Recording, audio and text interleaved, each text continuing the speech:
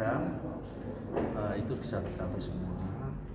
Alhamdulillah, dan ini kita masih ongoing Oktober, November, Desember. Insya Allah bisa tercapai. Bulan-bulan yang paling krusial? Bulan krusial bagi PMI adalah bulan-bulan rawan bencana. Nah, dalam konteks ini adalah bulan Desember, nanti terutama Januari, Februari, Maret, hujan deras, itu kita waspadai banjir dan rob. Itu biasanya. Kalau kebakaran kan sudah berakhir ya, musim kemarin insya Allah sudah berkurang. Nah, yang perlu kita waspadai itu tadi bulan Januari terutama. Nah, di luar itu tugas rutin PMI juga menyediakan darah untuk kebutuhan seluruh kota Semarang. Bahkan kita bisa sempat juga sering suplai ke luar kota. Jadi kerjasama antar PMI di luar kota. Sampai saat ini ada stok berapa? Stok darah. Nah, rinciannya ada ya, stok nanti bisa datanya kita. Masih aman, Pak? Aman. Ada. Untuk bulan dana PMI yang tahun 2025 besok itu targetnya apa?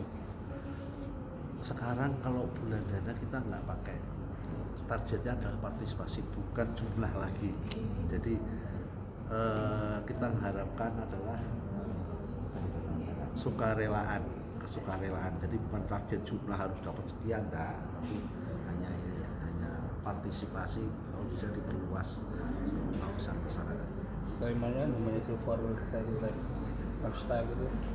Healthier lifestyle. Jadi kita ke arah hulu. Kalau hilirnya kan orang sakit, hulunya adalah preventif dan promotif. Jadi gaya hidup sehat, artinya gaya hidup sehat. Nah, PM-nya akan mendorong itu untuk tema 2025 agar masyarakat Kota Semarang tidak jatuh ke hilir, yaitu ke arah sakit, dengan olahraga, kemudian dengan pola hidup yang sehat, makanan yang bergizi, gerak, kemudian kontrol secara teratur, dan obat. Nah, tapi obat itu alternatif terakhir ya. Jadi yang penting adalah pola hidup sehat itu, diet, olahraga, yang istirahat dan cukup. Kembali ke persoalan ini, Pak. Jadi ya, kita menyadari kekuatan media ini, kekuatan media sangat besar. Jadi saya percaya bahwa banyak titik, banyak ruang kita bisa berkolaborasi, bekerja sama ya, dalam mengembangkan misi-misi PMI. Dan terutama tadi kita sudah punya ada unit-unit ya, terutama nanti penjagaan seperti ke sana, ke sebelah itu ya, di Politeknik lagi, Polbitrada, Politeknik Bina Transfusi Darah milik PMI, agar PMI juga bisa survive, karena kita non pemerintah itu tidak bisa mendapatkan anggaran yang rutin dari pemerintah kan ya. Jadi maka kita juga dapat sering ya, kita dapat bantuan dari pemerintah berupa truk tangki air misalnya untuk antisipasi kekeringan beberapa daerah di Kota Semarang. Kemarin kita dapat bantuan dari BI itu ambulan HGS yang besar. Sasarannya masyarakat pengguna medsos dan media, ya masyarakat umum ya. Nah, nanti dengan bekerja sama dengan Bapak sekalian, ya kita harapkan misi-misi PMI bisa lebih tercapai lagi. Ada regenerasi para pendonor, regenerasi para sukarelawan, KSR itu tadi lebih ke arah muda. Jadi nanti kalau yang senior nanti sudah kan ada kaderisasi. Kembali ke persoalan darah. Nah, ini kan sering dapat share-sharean atau gitu donor darah pengganti. Makanya stoknya di PMI sebenarnya masih banyak, benar? Masih banyak. Nah, jadi PMI itu memiliki kelebihan darah karena pendonor PMI itu sukarela datang ke sini, di bawah nanti bisa dipercaya ya, dia datang ke sini untuk donor darah. Nah, sehingga kualitas darahnya itu insya Allah bagus.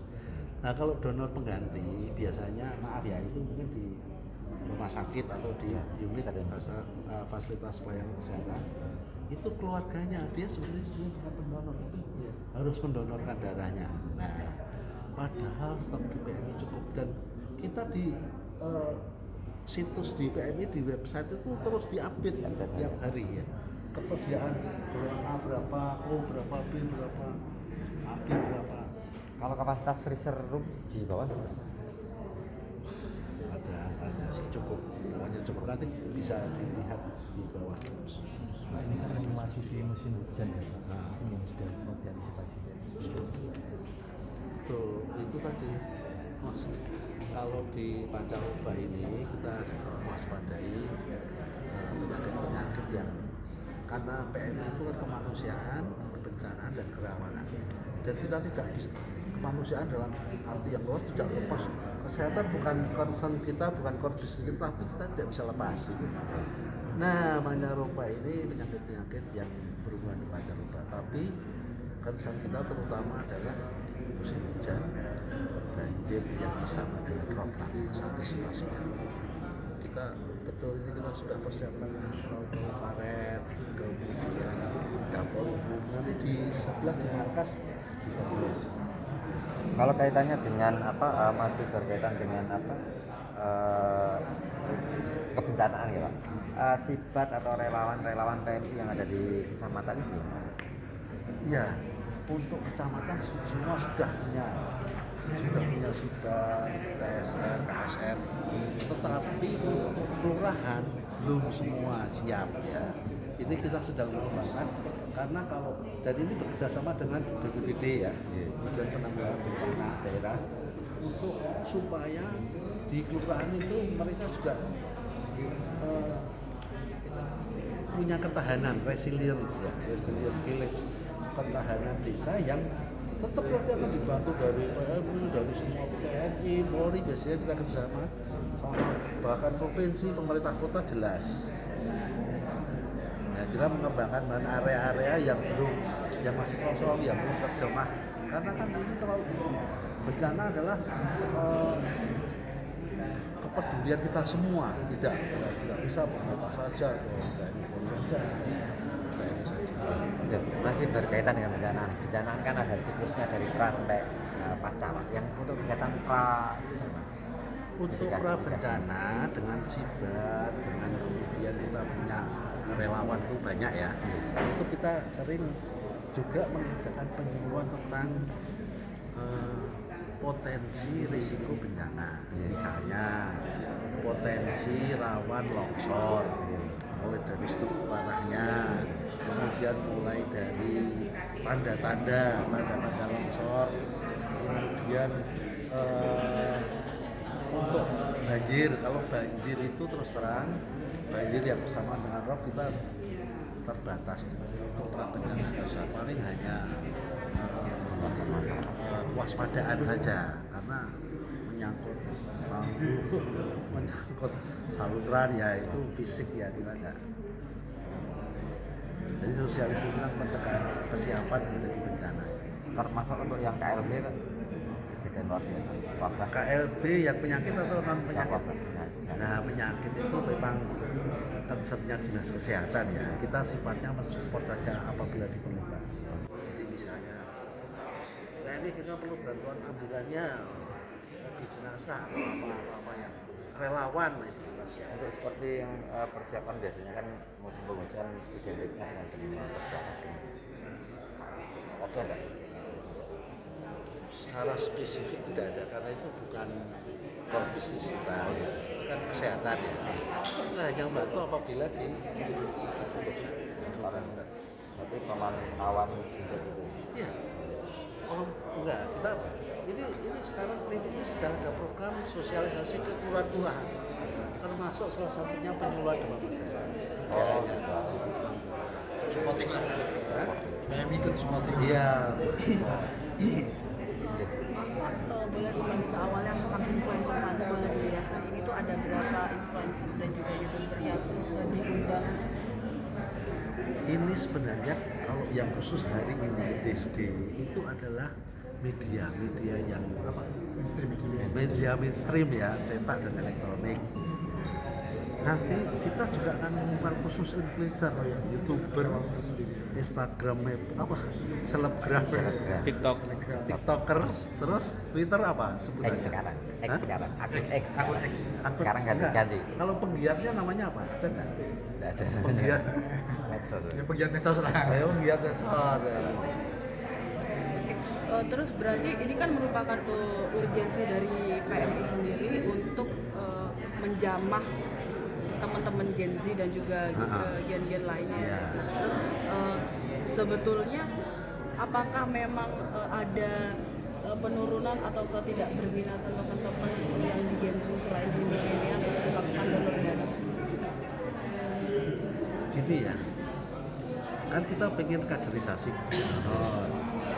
Kita pengen masyarakat ngerti juga tentang cleaning, tentang ada yang ada mungkin ada yang belum tahu gitu. Dan bahasa kita benar sekali pertanyaannya relevan. Bahasa kita itu terbatas. Kami tidak punya kemampuan seperti penjenengan menyampaikan dengan cara yang spesifik, dengan cara yang khas, dengan bahasa kami. Kalau saya kan bahasa orang tua misalnya kan enggak cocok gitu loh. Jadi saya perlu menjenengan untuk mengkomunikasikan itu dengan lebih pas.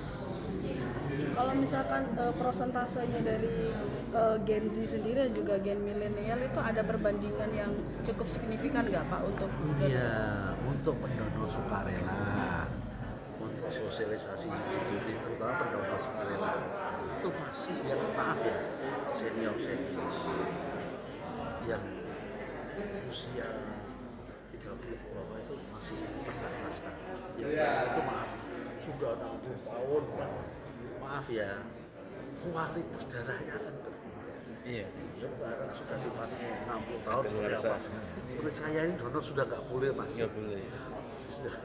Oh berarti ada batasan ya Pak, batasan yang seharusnya orang baik untuk mendonor itu antara umur Kan berapa sampai usianya berapa? dari 17 sampai 60. Kecuali 60 itu sudah pendonor rutin, jadi boleh. Tapi kalau baru di atas 60 udah nggak boleh.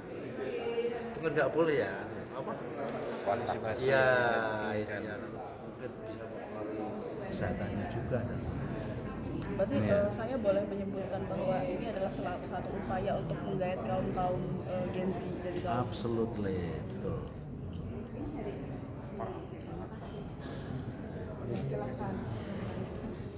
Iya.